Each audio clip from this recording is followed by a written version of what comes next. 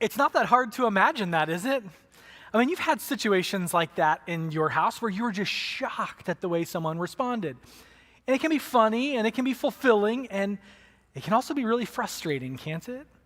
Living with people can be hard. And when I say living with, I mean, yes, the people who live in your home, but also the people that you work with, also the people that you're in relationship with as friends, also people that you just run into around town. Relationships are really difficult.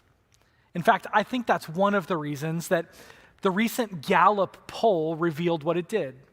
In a longitudinal study conducted from the year 2000 to the year 2025, a Gallup poll revealed that people who are very satisfied with their personal lives is at an all-time low. This year, it is at 44%, lower than the previous low of 46% set in 2011. Now, interestingly, the highest level of personal satisfaction found in this survey was in January of 2020, just before the COVID pandemic. And you can see a precipitous climb in 2020, and it's just continued to decrease in the years that followed. Our personal satisfaction is oftentimes related to our relationships. And the way that we relate to other people is so much predicated on the way that we interact with them and the way that we communicate with them. And so today, I want to begin to unpack for you what it looks like to think differently about the communication that you have with the people that you're closest to. I want to encourage you to think differently about the way you communicate with the people that are in your life that you love the most. I want to encourage you to think differently about how you can use the skill of communication to build relationships across all areas of your life. If you haven't had a chance to meet before, my name is Ryan. I'm one of the pastors here at the Summit, and I realize that today is Super Bowl Sunday, right? I look out, I see all the red. I also saw the balloons when I walked in. I also saw the ice cream, the Super Bowl Sundays when I walk in. I saw it all happening out there, and I am fired up for what is to come. In fact, it works out so nicely that this Super Bowl Sunday, as we begin a series called The Relationship Playbook. And so, yes, we're going to be talking a little bit about the Kansas City Chiefs. You know, this is an inclusive environment. We welcome people from all walks of life. We love people no matter where they are on their spiritual journey. But I do have to say this, I don't see any green this morning. Now, if there were, we would love them just the same and still hope that their team loses. But today, we want to rally around the Chiefs, and we want to think about what we might learn about living in community together based on the way that we communicate with each other, and the fact that there's football happening today is just an added bonus. So today, in order to do that, I want to take you to the book of James.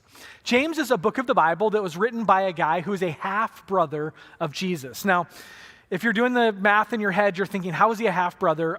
He shared a mom with James and not a dad, okay? So Jesus and James have the same mom, and they lived together growing up. They spent time together. In fact, James spends time together and buys into who Jesus says he is. He sees Jesus as the Messiah, the Savior of the world, in such a way that he becomes a leader in the early church, this church at Jerusalem that springs up as Jesus ascends into heaven. The church takes root, and we've heard the stories about how they began to grow because they interacted around the 5 practices together. They were spending time together. They were encouraging each other, and the church begins to grow. And the church that's growing needs leadership, and James is one of the leaders of the church in Jerusalem. Now, one of the things that sets James apart is that many of the other leaders of the church of Jerusalem would go out and travel. They would find different places to be, and they would go plant churches, and they would go encourage people in other places. James was really settled. James was in Jerusalem as one of the primary leaders of that church community, which meant that he saw all kinds of things. And he often spoke about and wrote about the religious hierarchy that was in place. And when I say spoke and wrote about, he was writing against such things. He saw the difficulties with the way that the culture was established and the way that the temple system worked. And he saw the discrepancies in the way that people acted and the way that people talked. James is the person who talks about the relationship between faith and works. He says to have faith is to have works. They interact with each other, they relate with each other. You can't have one without the other. James was dead set on building a brand of Christianity that did as they said they were going to do. He wanted to make sure that the people that are following Jesus in his sphere of influence were not counterfeit Christians, that they were the real deal. That to say I will follow Jesus means that you will then live that kind of life, which meant that James was an advocate for the poor.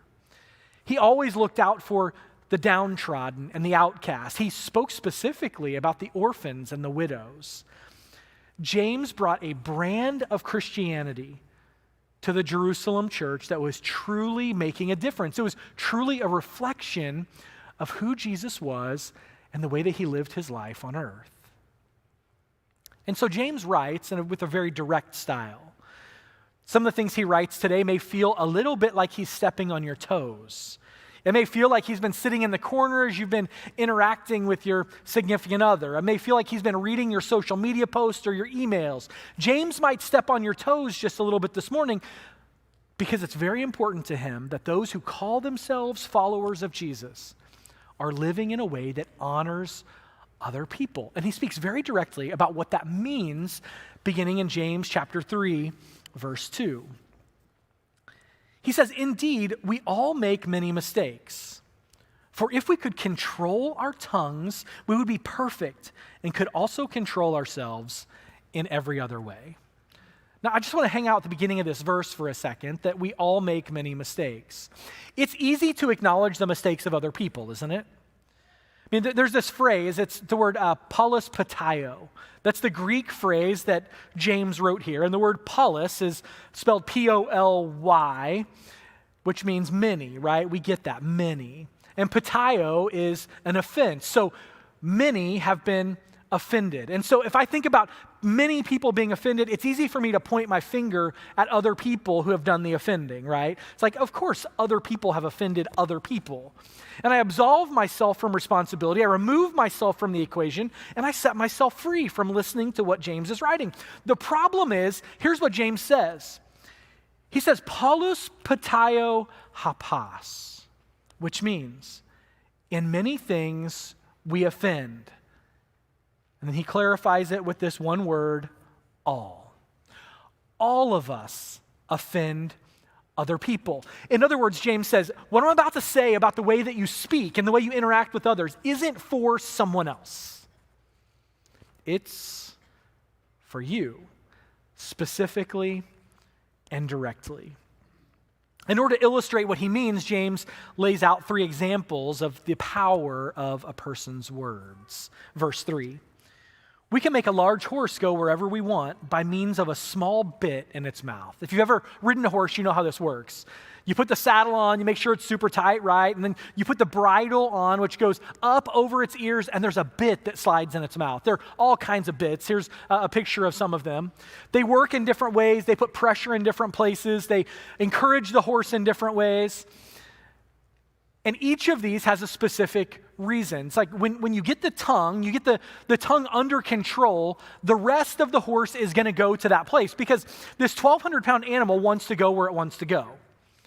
But if you put a bit in its mouth, you can suddenly control exactly where it goes. I grew up riding horses, and so I knew all about the different kinds of bits. We would go to the horse auction on Friday nights. Me and my grandpa, we'd drive down to the auction and we'd have a hamburger at the sale barn. It was incredible Friday nights. And then we'd see piles of bits like this that they would sell. And my grandpa would always say, you can look at those all you want. But on my farm, we use curb bits. And here's a picture of a curb bit in a horse's mouth, and here's how it works. There's a chain that goes under the horse's chin, and when you pull back on the reins, the chain puts pressure on the chin, the bit puts pressure on the tongue, and suddenly you have control of an animal. If I had it to do my own way, I may have chose something different, but this way worked for us. This little bitty bit in the mouth of a 1,200-pound animal gains control. Where the tongue goes, the body goes. Verse 4. And a small rudder makes a huge ship turn wherever the pilot chooses to go, even though the winds are strong. The sails are up, the winds are blowing, and it doesn't matter which way the winds are encouraging the ship to go. The rudder is what determines the direction. If you've ever seen the rudder of a cruise ship or a freight ship, then you may see it's stories tall. And as huge as it may be, you have to recall how big it is in comparison to the rest of the vessel. A rudder on a ship is 1/100th to 1/10,000th the size of the vessel. And yet that rudder, small as it might be, controls the direction of the ship. And he gets really direct here in verse 5. In the same way, the tongue is a small thing that makes grand speeches, but a tiny spark can set a great forest on fire. This picture is really clear. James is telling us that the tongue controls the direction you go, and the tongue can be destructive. Something so small as the words we say, what comes out of our mouth, can ruin everything else about us. Here's what he says in verse 6, and among all the parts of the body, the tongue is a flame of fire. It's a whole world of wickedness, corrupting your entire body. It can set your whole life on fire, for it is set on fire by hell itself. And I don't know if James could be any more direct here. It says, the words that you say run the risk of being controlled by a damaging force. In other words, if you're going to pay attention to something about the way that you live, if you're going to think strategically about how your life comes off to other people, it's less about what you put on in the morning, and it's more about the words that come out of your mouth. I regularly have conversations with people about sharing their faith. And so, every time we talk about the 5 practices, we'll get to inviting, and it causes a little bit of discomfort for people. And I get that. I mean, it's like, how do you walk up to someone and be like, hey, do you want to come to church with me? Okay, that might be awkward in some situations. And so we make other allowances to help us do that. So, we share a post on social media, or we wear our Summit Church t-shirt, or we wear a cross necklace or whatever. And all of those are good. And I hope you do all of those things. But the one thing that I am convinced would make it easier to share the faith that you possess? It's this. It's to clean up your language. It's to change the way that you talk. If you're in an environment where 4-letter words are the most used words, when you don't use those words, people notice and they begin to wonder what is wrong with you. And there is no better question to have to answer than why you don't talk the way that we talk. Because it's an opportunity to talk about the work of Jesus that's happening deep inside of your heart. And yet having this kind of control of your words is uncommon. If you want people to notice your faith, clean up the way you talk. Here's the way N.T. Wright, a theologian, says it. He says, any pretense of being devout that doesn't result in a serious working over of speech habits is a sham. His words, not mine. And yet there's so much truth in what he says. If our words conform to the way of the world, we've missed an opportunity to live differently, to be differently, to act differently. So when we eliminate crude and profane language and we speak in a way that brings honor, we're limiting the damage that tongue, that flame of fire, that spark can set off in our lives. Here's how James continues, verse 7. People can tame all kinds of animals, birds, reptiles, and fish. So he says this really hard thing, and then he's like, hey, think about the animals. Aren't they sweet? And I think when I read this, the first thing that popped to my mind is when we went to SeaWorld and we saw Shamu. the thing, they train this gigantic animal. I don't think they do this anymore, but it jumps and it splashes and there's water everywhere, and it's just amazing. You can train this gigantic animal to do something. Or you see dolphins jumping through hoops or giving people rides or whatever it is. You can train animals to do all kinds of things. And I just think it has to be hard, doesn't it? I mean, isn't it difficult to train an animal to do something? This is very near and dear to me right now. Our family is living this out. We got a puppy at Christmas time, which means that we're now trying to train said puppy. So here we are yesterday at training class. That's deceptive. Because she was not that locked in the entire time. But there's something about the promise of a treat that could get her to focus for just a moment. And there's this flash of brilliance, and you think she might be the smartest dog you've ever met in your life. And then she loses her mind, and she does whatever every other puppy does. And I'm thinking, training an animal is hard work. And as that begins to settle in, here's what James writes. But no one can tame the tongue. It is restless and evil, full of deadly poison. Try as we might, the tongue is difficult to tame. Harder than getting a puppy to stop biting. Harder than getting a whale to jump on command. Getting control of your words is so incredibly difficult, and it's so incredibly important. I mean, I think about all the marriages that I've seen firsthand that have been ended because of the words of contempt that were spoken from husband to wife or wife to husband. The words of disrespect and disdain. The words of frustration that never seem to end. Relationships crumble when we don't tell the truth, when we're arrogant or abusive. The words that we say impact the way the people around us experience us. I'm convinced that what my mom started telling me when I was 5 years old is true. That it's not so much what you say, but how you say it. It doesn't matter how right you are. If you're right and you're rude, you're still a jerk.